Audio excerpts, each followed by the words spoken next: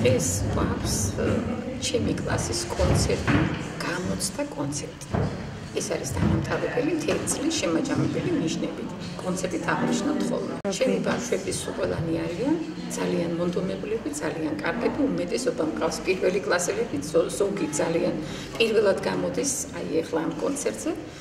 ასე რომ მე იმედებს ვამყარებ. ერთი წელია მე აქ რაც დავიორე ვიმღერე პეპერა დაჭის სიმღერა და ეხა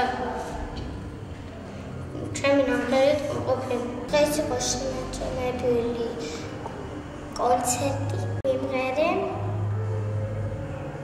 თეონას წერილი, ხიარული თოჯინები და